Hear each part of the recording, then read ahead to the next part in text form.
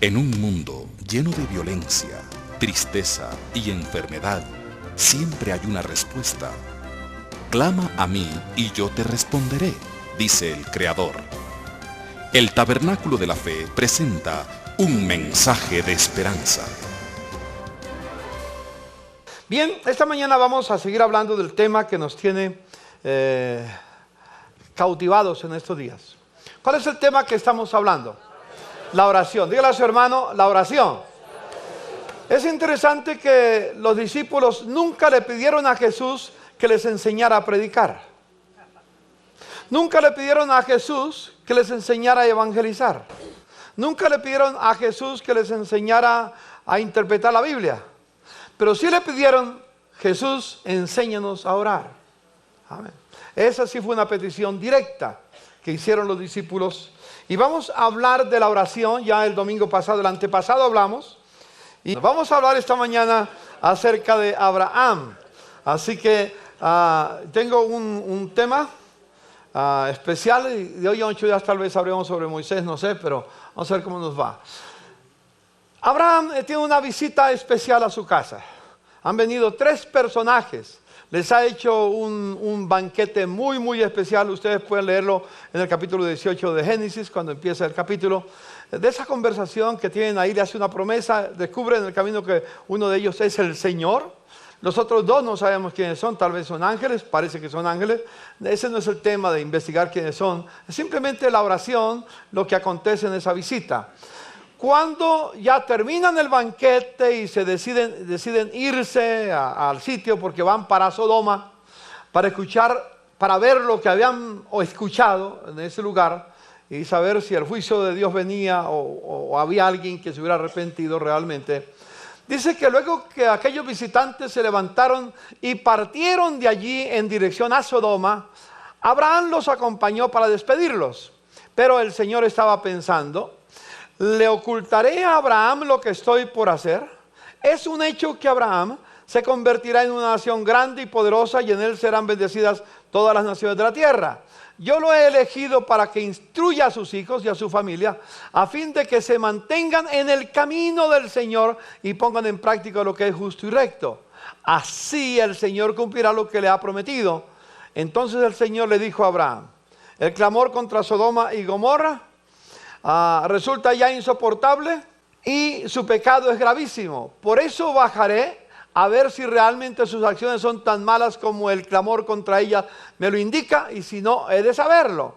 2 de los visitantes partieron de allí y se encaminaron a Sodoma, pero Abraham se quedó de pie frente al Señor. Me encanta esa expresión. Dios le está hablando a Abraham, y está de pie Abraham frente al Señor, y Dios, después de que le habla, está esperando la reacción de Abraham para saber qué es lo que va a hacer. Se quedó de pie frente al Señor. Entonces se acercó el Señor y le dijo: ¿de veras vas a exterminar al justo con el malvado?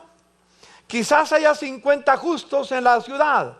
¿Exterminarás a todos y no perdonarás a ese lugar por amor a los 50 justos que allí hay?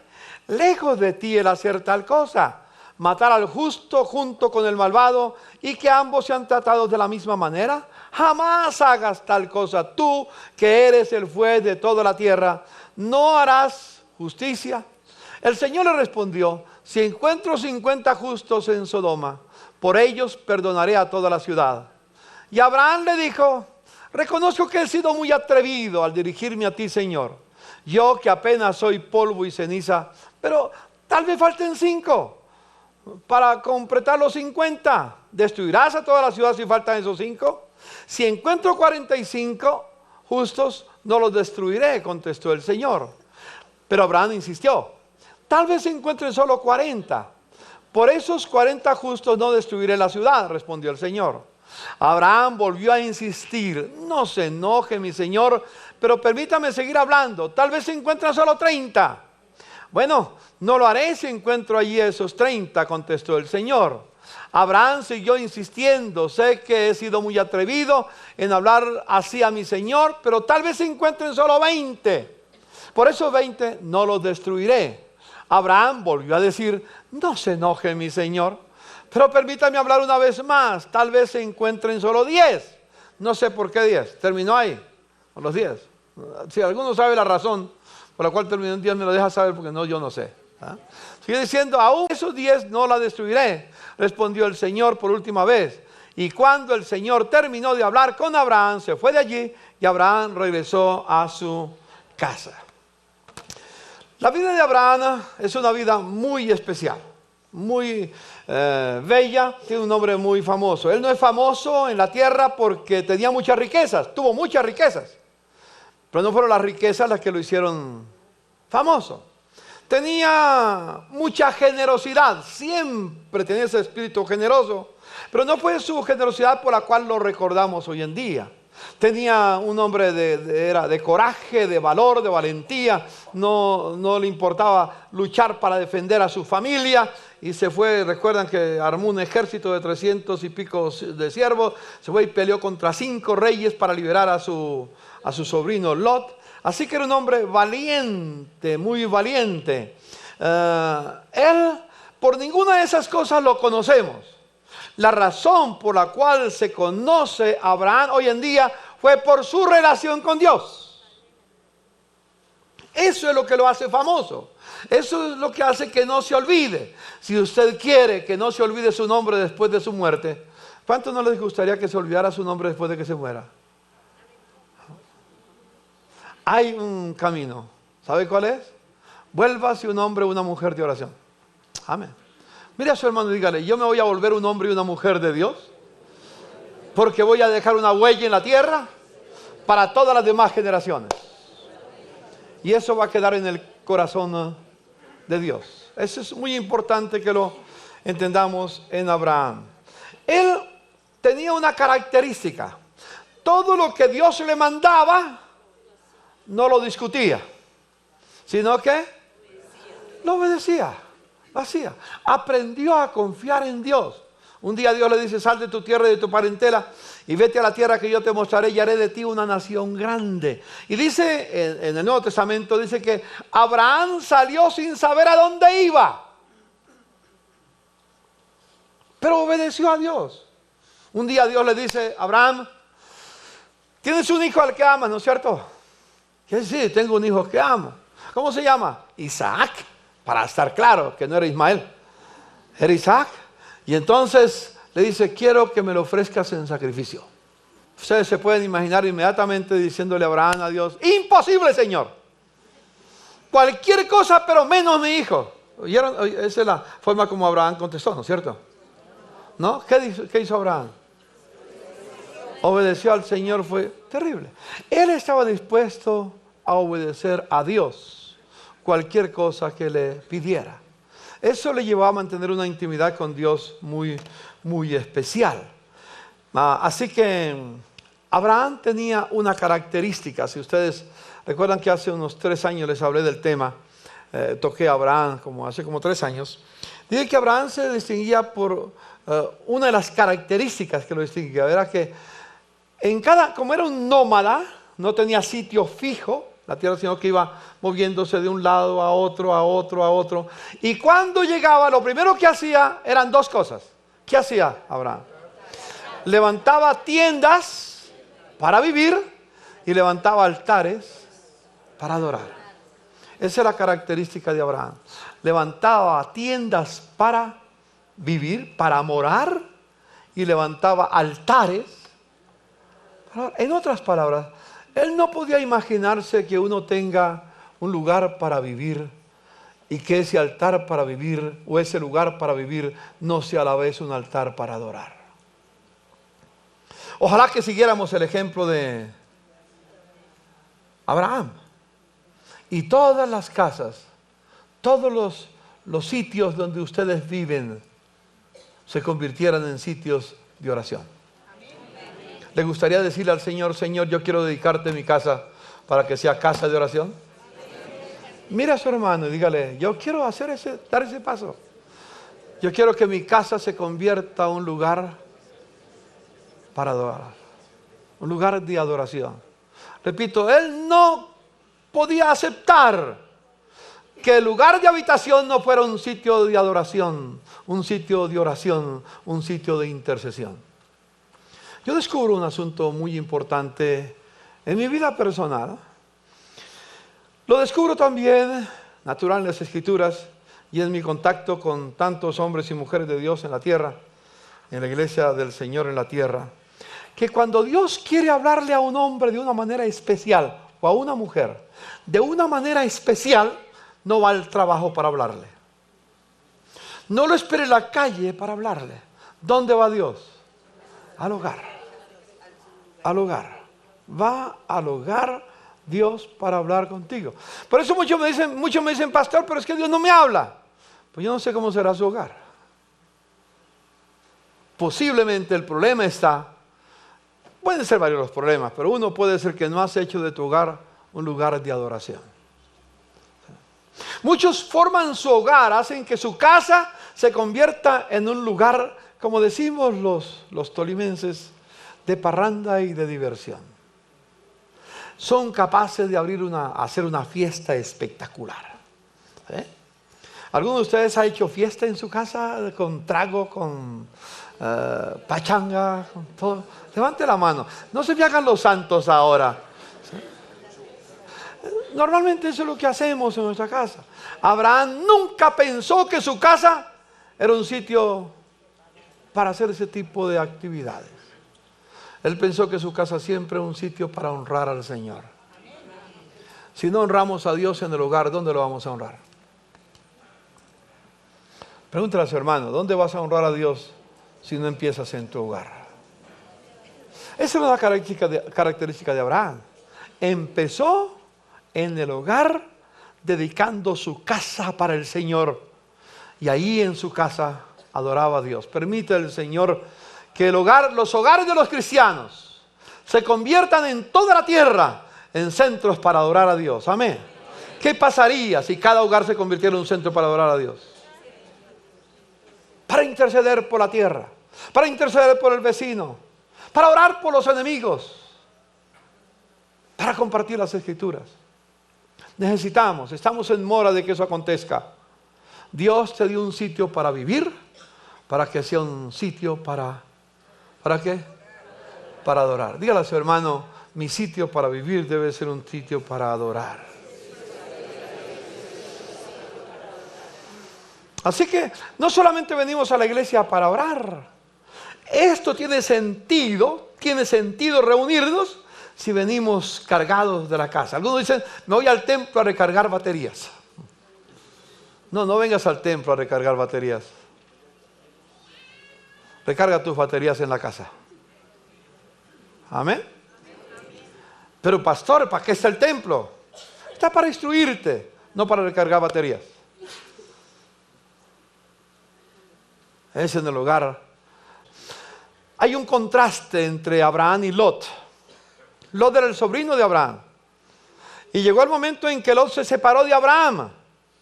Y en lugar de aprender las cosas buenas de Abraham, dice la Escritura que Lot comenzó a ir por la llanura que había escogido y comenzó a extender sus tiendas, las jornadas que iba haciendo, y levantaba sus tiendas y las extendía otra vez y volvía y las extendía. Pero no dice jamás que Lot levantó altares. No dice, léanse el capítulo 13 de Génesis. No encuentra para nada que Lot aprendió de su tío Abraham que cada sitio de habitación debe ser un sitio de adoración. No lo aprendió. ¿Y saben dónde terminó? ¿Dónde terminó? En Sodoma. En el sitio donde el juicio de Dios venía. ¿Quieres ser salvo del juicio de Dios? Va a venir el juicio de Dios en la tierra. No tengo que pedirlo, simplemente la misma tierra va a pedir que el juicio venga. La misma circunstancia que se están viviendo, que los juicios vengan. Pero Dios te va a librar de caer en Sodoma si haces de tu hogar un lugar de adoración. Amén. Dígale a su hermano, mi hogar va a ser libre de la destrucción, porque se convertirá en un lugar de adoración. Con tristeza, cuántas veces escucho a líderes, cuántas veces escucho a miembros de la iglesia, de esta o de otras iglesias, cristianos, que están diciendo, pastor, he decidido divorciarme. ¿Le echan la culpa a la mujer o al marido? ¿Le echan la culpa a los hijos? No, la mujer no tiene la culpa. El marido no tiene la culpa. Los hijos no tienen la culpa. La culpa está en que no hemos dedicado el hogar para orar. Un hogar que ora permanece unido. Dígale a su hermano, un hogar que ora permanece unido. ¿Quieres un hogar de bendición? Tiene que convertirse en un lugar de adoración. Tiene que convertirse en un lugar de oración. Así que yo les digo a los varones, levanten la mano los varones que están aquí, los hombres de valor, bien alto. A ustedes varones, les pido en el nombre del Señor, convierta su casa en un lugar de oración. Conviértalo su casa para que proteja a su esposa, para que proteja a sus hijos. De eso tenemos mucho que hablar de Job, por ejemplo. Job tenía una característica que en otra oportunidad hablaremos, pero eso es lo que vemos en nuestro amigo Job, en el amigo Abraham y en Lot, que terminó en el sitio de castigo, de destrucción, porque no hizo de su hogar un lugar de adoración. Vamos a entrar en el tema. Esta es la introducción. Hay en el pasaje que hemos leído algo muy hermoso. Dice capítulo 18, versos 16 al 19, que luego que aquellos visitantes se levantaron y partieron de allí en dirección a Sodoma, Abraham los acompañó para despedirlos, pero el Señor estaba pensando, y aquí hay un monólogo de Dios, presenta una situación muy especial. Dios está pensando y hablando internamente en su mente y en su corazón. ¿Le ocultaré a Abraham lo que estoy por hacer? Sigue diciendo, es un hecho que Abraham se convertirá en una nación grande y poderosa, y en él serán bendecidas todas las naciones de la tierra. Yo lo he elegido para que instruya a sus hijos y a su familia, a fin de que se mantenga en el camino del Señor y ponga en práctica lo que es justo y recto. Así el Señor cumplirá lo que le ha prometido. Este es un monólogo. Es Dios mismo el que está hablando él mismo. Piensa en Abraham. Ha pasado unas horas con él.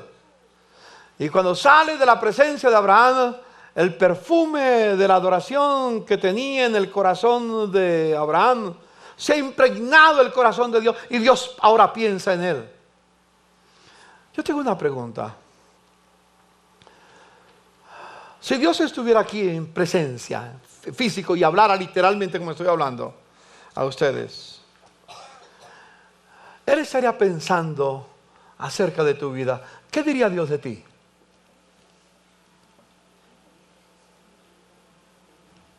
¿Qué diría Dios de ti? ¿Qué diría desde este púlpito? Diría de cualquier hermano, cualquier hermana que está acá, y él lo expresara, ¿qué hablaría de ti? Diría, como dijo de Jesús, ¿se acuerdan de Jesús lo que dijo? Allá después de que salió de las aguas bautismales, he aquí mi Hijo amado, en que tengo complacencia. ¿Podría decir eso el Señor de ti en ese día? Cuando tú vas por la calle y Dios te ve desde el cielo, ¿qué piensa Dios de ti? Ahí va mi hijo amado, mi hija amada, que su vida es un perfume para mi vida. ¿Dirá Dios eso? Es una buena pregunta, ¿no es cierto? A veces nos preocupamos por lo que los demás dicen de nosotros. ¿Cuánto les ha causado preocupación lo que otros digan de ti? Levante la mano, todos nos preocupamos, ¿cierto? Nos preocupamos y tratamos de ponernos máscara, por lo menos, para que hablen bien. Porque no nos gustaría que hablaran mal de nosotros. ¿A cuánto les gustaría que alguien hable mal de usted? ¿A cuánto le fascinaría? ¿Sí? Que le pase lo de aquel narcotraficante, que era un tipo pero perverso, malo. Mandaba asesinar, robar y hacía todo lo que... Un día se murió su hermano, que era de la misma Cralea, Calaña se murió su hermano, pero todo el mundo hablaba mal de los hermanos, pero más de este que el que se ha muerto, pero todos hablaban mal del que se ha muerto. Y él va y busca al pastor Y le dice, pastor, mi hermano ha muerto y quiero que usted me haga el entierro. El pastor lo mira. Hacer yo el entierro a ese criminal, a ese narcotraficante, a ese ladrón, a ese tipo. Bueno, se queda mirándolo. Le dice, yo sé, pastor, que para usted es un poco difícil quizás pensar, pero quiero decir una cosa. Tengo $30,000 para darle para que haga el entierro de mi hermano. El pastor se queda pensando, de pronto me da más, voy a hacerme el bobo.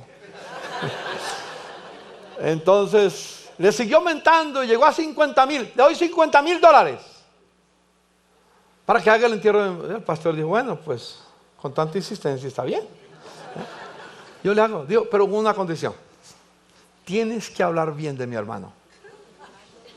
No puedes hablar mal de mi hermano. Me preocupa que la gente piense mal de mi hermano. Tienes que hablar bien de él. El pastor dijo, ¿cómo lo hago? Hablar bien de él. Hacer el entierro, pero hablar bien. Y cuando toda la gente lo pensó un rato, dijo, déjeme pensarlo y lo llamo en media hora. A la media hora lo llama y le dice, listo, estoy listo. Por $50,000 le hago el entierro y voy a hablar bien de su hermano. El otro estaba ahí todo, viene del pueblo al templo porque el pastor va a hacer el entierro, es algo especial. Y entonces dice, yo quiero, el pastor viene a predicar, está el cadáver ahí, dice, yo quiero decirles a todos, ustedes conocieron a este hombre que está en este ataúd. Era un pícaro, era un ladrón, era un borracho, era un mujeriego, era un drogadicto. Y empezó a hablar de todo. Y el otro estaba con la mano del revólver listo.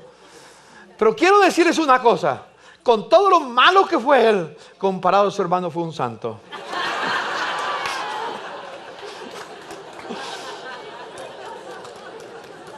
A todos nos preocupa que hable mal de nosotros, aunque sean muertos. Todo el mundo quiere que aunque muertos, hablen bien de nosotros, ¿cierto? Pero nos preocupamos por lo que los demás dicen. Pero te preocupas por lo que Dios dice de ti. Dios que conoce tu corazón, tu mente, todo tu ser. ¿Qué dirá Dios de ti? ¿Qué dirá Dios de mí? Qué hermoso monólogo de Dios. He visto el corazón de mi siervo Abraham y conozco su corazón, conozco su vida. El pasaje es muy bello porque utiliza una palabra aquí que quiero enfatizarla. Yo lo he elegido. Los traductores de esta expresión, yo lo he elegido para esta instrucción. Yo lo he elegido para... Es muy difícil traducirla literalmente al español del hebreo. Muy difícil. Los expertos no saben cómo traducirla exactamente. Pero voy a decir lo que implica. Porque tienen que hacer una explicación larga. Quiere decir que lo conoce. Quiere decir no solamente que lo conoce. Quiere decir que a pesar de que lo conoce, lo escogió. Quiere decir que lo eligió. Pero esa palabra tiene una implicación todavía mayor. Quiere decir que al conocerlo, que al escogerlo, que al elegirlo, ha decidido que Él sea su amigo. Es de ahí donde nace la expresión Abraham, amigo de Dios. Amigo de Dios. Eso es algo maravilloso. Que Dios te mire a ti y te diga, Pedro, María, Juan, como te llames, yo quiero que tú seas mi amigo. ¿Cuántos responderían con un amén? Amén. Yo quiero que tú seas mi amigo. Pues déjeme decirle que mirando las Sagradas Escrituras, dice el Señor Jesús en el Nuevo Testamento, no me escogieron, no me eligieron ustedes a mí, sino que yo los escogí, los elegí a ustedes. Mira a su hermano y dígale, Dios te eligió a ti. Dios te escogió a ti. Te escogió. Y los comisioné para que vayan y den fruto, un fruto que perdure. Así el Padre les dará todo lo que le pidan en mi nombre. Él dijo esas palabras porque antes había dicho otras que son maravillosas. Ustedes son mis amigos. Ustedes son mis amigos y hacen lo que yo les mando. Ya no los llamaré siervos, porque el siervo no sabe lo que hace su Señor. no está al tanto de lo que hace su amo. Les he llamado amigos, porque todo lo que a mi Padre le oí decir, se lo he dado a conocer a ustedes. Escúchenme, hermanos. Estas son palabras que Jesús dijo a los 11 discípulos que quedaban en ese momento. Pero son palabras que Él dijo no solamente para los 11, lo dijo para los redimidos por la sangre de Jesucristo. Lo dijo para ti. Dios te dice esta mañana, eres mi amigo. Mire a su hermano y dígale, Dios me ha elegido para ser su amigo. Arriba, los hermanos que están arriba. Digan, Dios me ha elegido para ser su amigo. Pero no hay emoción. ¿Qué pasa? ¿Qué pasa? ¿Qué acontece? Yo ya tengo ganas de brincar. Dale un abrazo a su hermano y dígale, yo soy amigo de Jesús. Soy amigo del Señor. Amén. Un aplauso para el Señor. Somos amigos de Jesús. Dios nos eligió para ser sus amigos. Yo he elegido, dice el pasaje, yo he elegido, dice la Escritura, es un hecho que Abraham se convertirá. Yo lo he elegido para que sea, ¿qué? Mi amigo, mi amigo.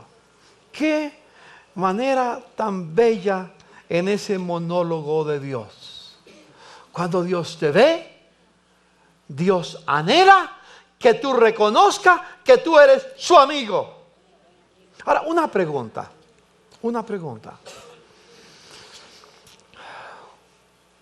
Nosotros usamos muchas muletillas en nuestra manera de hablar. Muchas palabras rebuscadas. Cuando usted se encuentra con alguien que es su amigo y entonces lo saluda y le dice, ¿cómo está? ¿Cómo te va? ¿Qué ha pasado? Tantos días sin verle. ¿Cómo está tu familia? ¿Lo hace porque le interesa saber cómo está su familia? ¿Lo hace porque le interesa saber cómo está o es una palabra cliché? Normalmente, ahora, si estuvieras interesado, gastarías tiempo escuchándolo. Pero rápidamente pasas a otros temas. ¿Sabe que lo más importante, lo más bello cuando uno se encuentra con un amigo, no es que el amigo me escuche, es que yo esté dispuesto a escuchar a mi amigo? ¿Me explico? Lo más importante con un amigo no es que me escuche. Lo más importante con un amigo es que yo lo escuche. Si Dios es nuestro amigo, ¿qué es lo más importante? ¿Que Él nos escuche o que nosotros lo escuchemos a Él? ¿Pero qué hacemos? ¿Qué hacemos? Cuando oramos, ¿qué hacemos? Hablamos y después de que nos cansamos de hablar, le decimos amén, chao. Y nos vamos. No lo escuchamos. No lo escuchamos. Eso quiere decir que la oración verdadera tiene que estar acompañada inclusive por momentos de silencio para escuchar la voz de Dios. Debe estar acompañada de lectura de la palabra, porque Dios nos habla por este hermoso libro. Amén. Dígale a su hermano, Dios nos habla por este libro. Dios nos habla por su Espíritu, Dios nos habla por la palabra. Pero Él quiere hablarnos, porque Él es nuestro amigo y quiere que lo escuchemos. Abraham aprendió a escuchar a Dios. Uno de los secretos, hermanos pastores en el tabernáculo, uno de los secretos es que nosotros aprendamos a escuchar a Dios.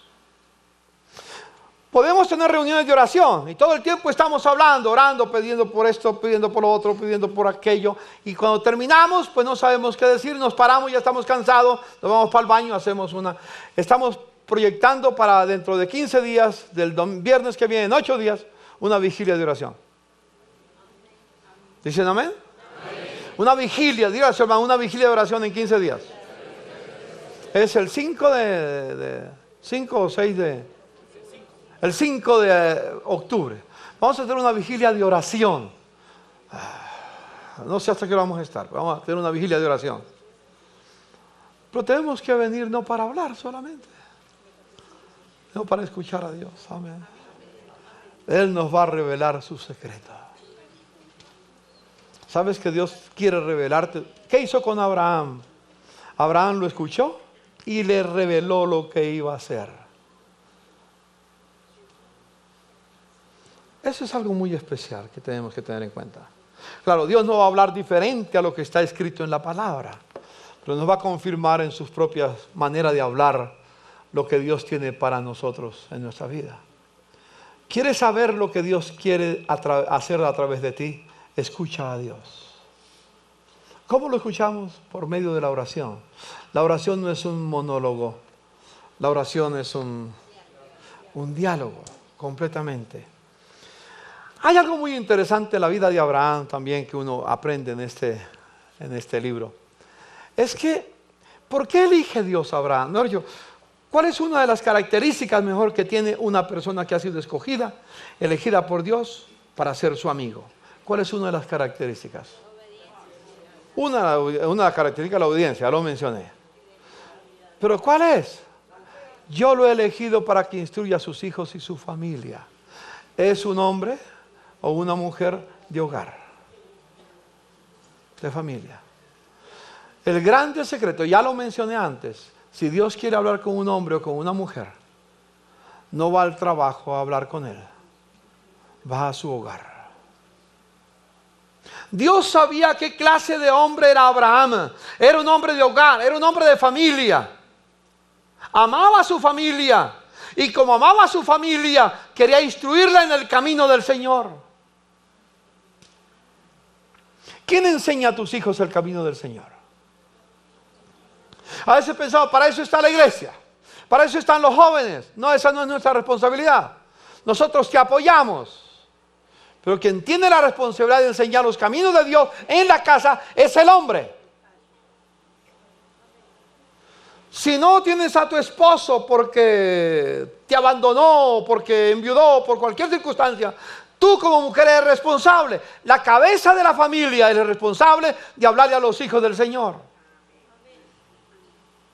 Y qué lindo y qué hermoso cuando una cabeza de hogar entiende esta verdad. Qué difícil es. Claro, algunos miran, pastor, es que usted conociera a mis hijos, son adolescentes y son como cabritas. Son difíciles. Hermano, bueno, Dios te pone a prueba. Mantente firme. Yo tengo experiencia, yo no estoy hablando de imaginación. 4 hijos. Y los 4 han servido al Señor. ¿Han sido perfectos? No. Tienen deficiencias, tienen debilidades, han tenido dificultades en el camino. Pero cuando han tenido dificultades en el camino han sabido regresar al corazón de Dios. Y han vuelto al corazón de Dios. Han encontrado su perdón, su gracia, su amor, se han reconciliado. Y hoy todos le sirven al Señor. Yo sé lo que es levantar hijos. Sé lo que es levantar, tener adolescentes. Un día mi hijo mayor, que ya partió a estar con el Señor, me dijo, papá, ya tengo 18 años. Y le dije, ¿y? Me dice que necesito la llave de la casa. Magnífico. Y a partir de ese momento yo llego a la hora que quiera a la casa. Ya tengo 18 años, soy mayor de edad. Yo lo miré y le dije, ¿sabes, hijo? Una palabra favorita del de sopa de letras. ¿Cómo es que se llama? ¿Sopa de letras? Bueno, ¿cómo se llama? Hijo, mientras que tú vivas y estés en esta casa, tu papá y tu mamá ponen las normas. El día que no te gusten las normas de la casa, te amamos con todo el corazón. Estamos dispuestos a dar nuestra vida por ti. Pero el día que tú no les guste las normas de esta casa, el mundo es grande.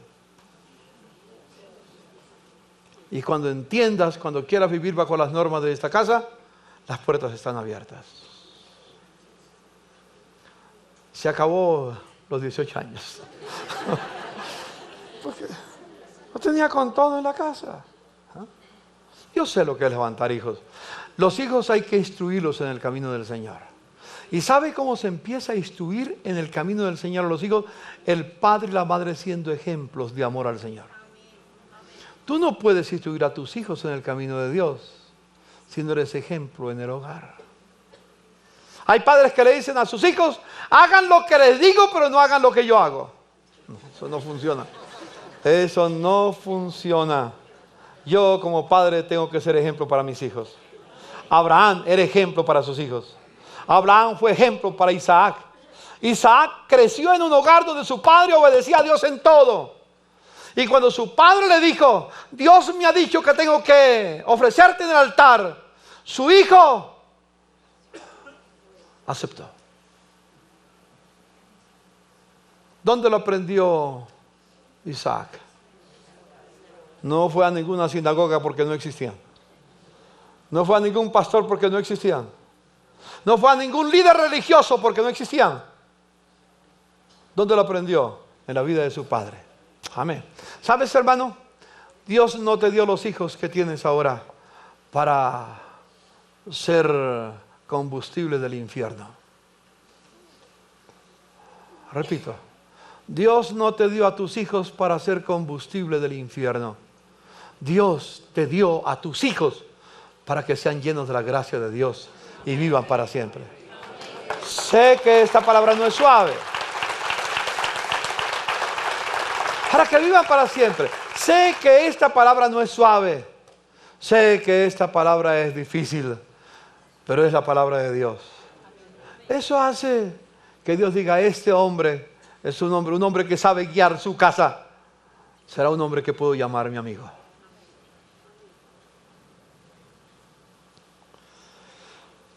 Nos hace pensar, ¿no es cierto?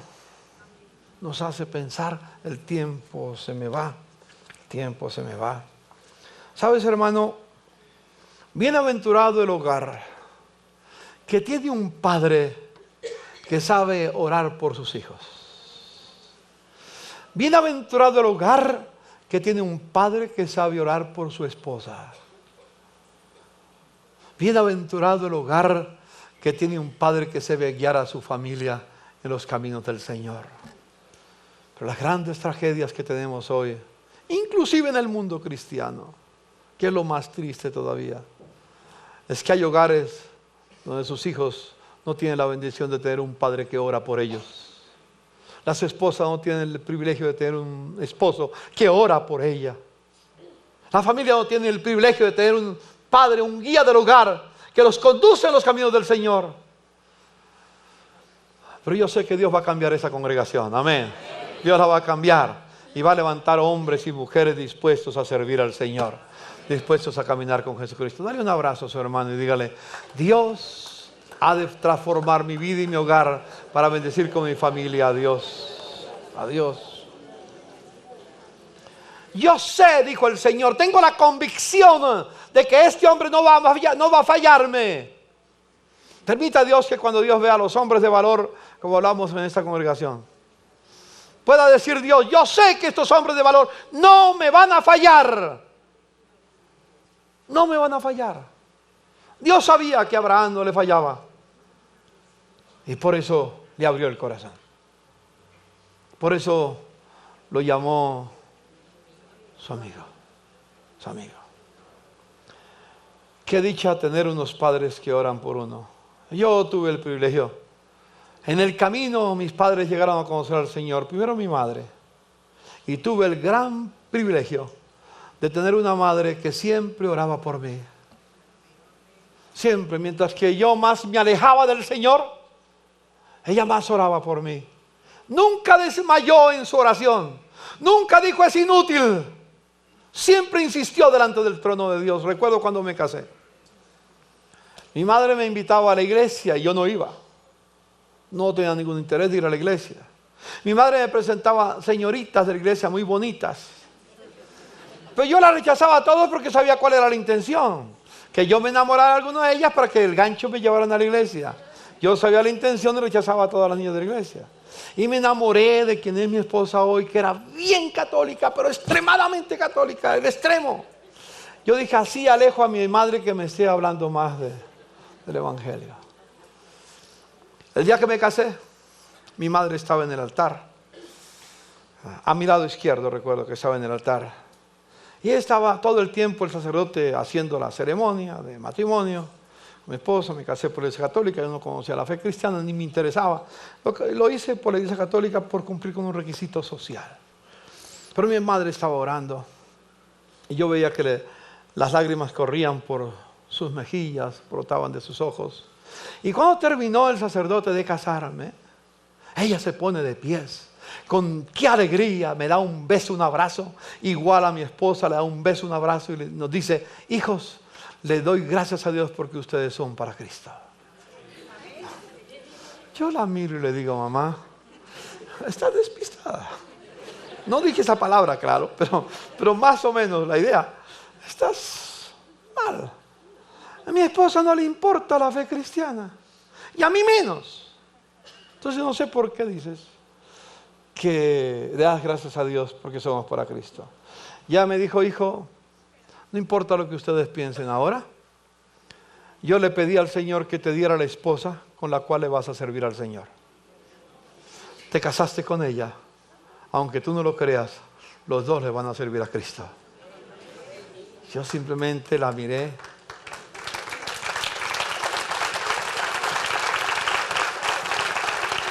Y apenas le dije, mamá, grande es tu fe, pero me olvidé.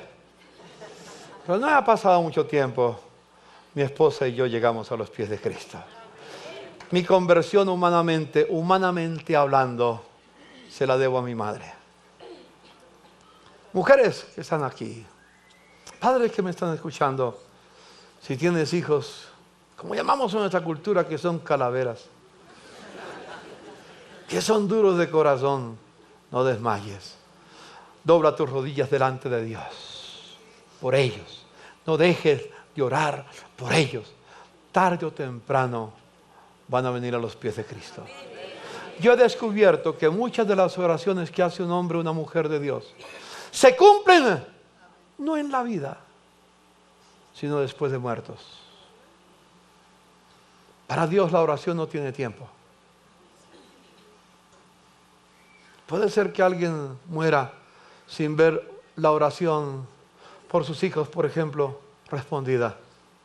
Pero déjame decirle, tarde o temprano esa oración que has hecho en el corazón de Dios obrará y tus hijos vendrán a los pies de Jesús.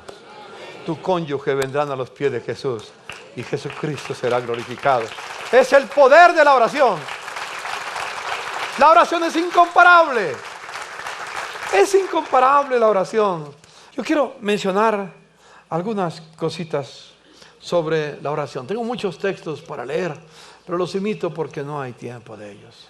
Pero sí quiero ver algo especial. Quiero unas frases para terminar. La primera expresión que yo quiero dejar con ustedes esta mañana. El secreto de la oración no es convencer a Dios para que se ponga de mi lado, de mi parte, sino de entender su voluntad para que yo pueda estar a su lado. A veces pensamos que yo oro para que Dios deje lo que está haciendo y venga y me acompañe. Como lo he mencionado con mi mentor, Bad Mumford, que me dijo alguna vez, Héctor, tú eres un hombre de propósito, Dios es un hombre de propósito. Tú eres un hombre de planes, Dios es un hombre de planes. Por eso eres hecho a la imagen de Dios. Pero quiero darte un consejo. Si en el camino tú llegas a tener unos planes que están caminando con la voluntad de Dios, pero en algún momento tus planes se cruzan con la voluntad de Dios, puedes hacer una de estas dos cosas que te voy a decir. Puedes, si sientes que tus planes se cruzaron, tus propósitos se cruzaron con la voluntad de Dios y tú vas por otro lado y Dios va por otro, puedes convencer a Dios que tus planes son mejores que los de Él. Y en el momento que convenzas a Dios que tus planes son mejores que los suyos, Dios se va a pasar a tu lado.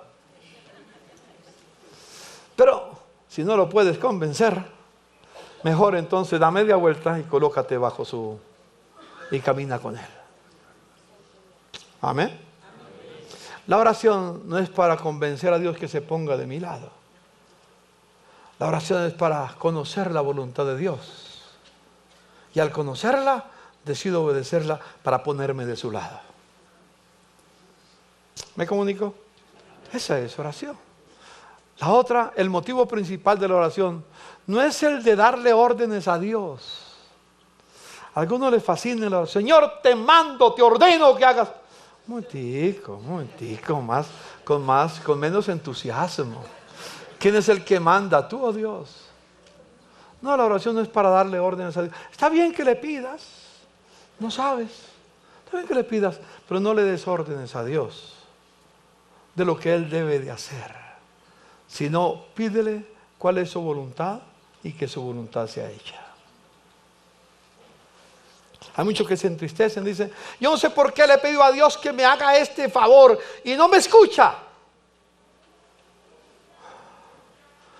Ora diciéndole, Señor, no mi voluntad, sino la tuya. ¿No fue eso lo que Jesús hizo? No mi voluntad, sino la tuya. El motivo central en la oración es que Dios sea honrado y su nombre glorificado. Nunca pidas nada a Dios, con lo cual si lo tienes, Dios vaya a ser deshonrado. Y una expresión final. Esta mañana a las 5 de la mañana la recibí del Señor. Yo dije, Señor, quiero dar una palabra final en el mensaje. Dame la palabra para definir lo que es la oración. Dame una definición de la oración para compartirla con mis hermanos. Y el Espíritu me dio esta expresión. La oración es una sublime conversación entre dos amigos.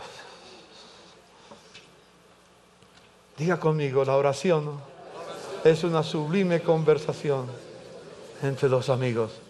Dios es mi amigo y cuando oro, converso con mi amigo. Amén. Converso con mi amigo. Dígalo conmigo todos. La oración es una sublime conversación entre dos amigos. Escribe esa expresión. Escribe esa frase. Mándala enmarcar. Ponla en tu oficina. Ponla en el comedor. Ponla en el baño. Ponla en el... donde lo veas. Ponla. Escríbela, llévala en el bolsillo. Y recuerde que la oración, digan conmigo, la oración es una sublime conversación entre dos amigos. Qué hermosa se convierte la oración. La oración deja de ser una carga para convertirse en un deleite. Porque lo más bello es conversar con un amigo. No hay nada más bello en la tierra que conversar con un amigo. Que la oración sea sublime para nosotros. Entendamos que la oración es una sublime conversación entre dos amigos. La oración deja de ser una carga para convertirse en un deleite. Señor, bendigo a tu pueblo. Enséñanos a orar. Enséñanos a orar, Señor, para que tu nombre sea glorificado. Amén. Amén.